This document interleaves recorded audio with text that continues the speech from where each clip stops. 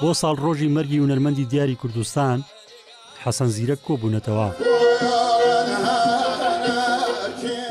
ئێرە باخی گشتی سلێمانیە و بۆ 25مین ساڵ لەسەر یەک چالاکی تایبەت بە بۆنەی دوایین کۆچی ئەو هونەرمەندەوە بەڕێوە دەچێت. ئەم یاداکەنەوە لە باخی گشتی لەبەری دوای نۆژەنکردنەوەی ئەمانەیە ئەم باخە ببێ بە جێژوانگەی هونەر و هونەرمەندان و ڕۆشنبیران و ببێتەوە بە دڵی شاری سلێمانی بە کە ئیتر بۆن و بەرامەی ڕۆشنبیران و هونەرمەندان و شاعیران و بۆنی هونەری لێ بێم جێک.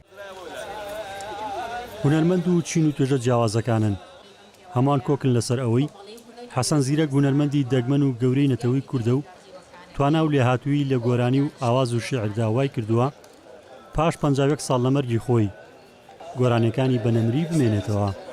وشەی جوان جوانی هێناوە کە بەڕاستی ئەبێت کەسانی شارەزا زیاتر لەو گۆرانیانە لەو میرۆدیە جوان جوانانەی ئەو وشە جوان جوانانە هەڵچنن و دراسی بکەن.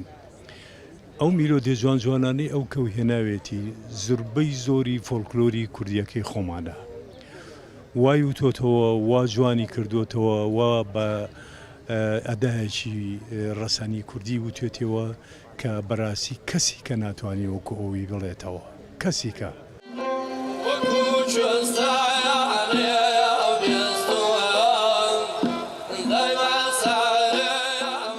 لە چالاکێکەدا چەندین هونەرمەند گۆرانەکانی حەسەن زیرەکیان بۆ ئامادەبووان بووتەوە.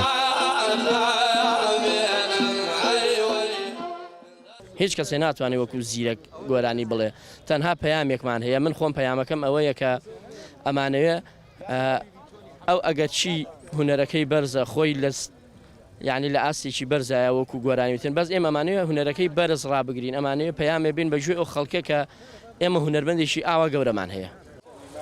حەسەن زیرەک لە ساڵی 1921 لە شاری بۆکانی ڕۆژهەڵاتی کوردستان لەدایک بوو لە 26 ساڵی 1972 لە هەمان شارکۆچی دوایی کردووە و گۆڕەکەی لە دامێنی چای ناڵەشکێنە لە شاری بۆکان. ڕزگار جەبار کێنێن سلێمانی.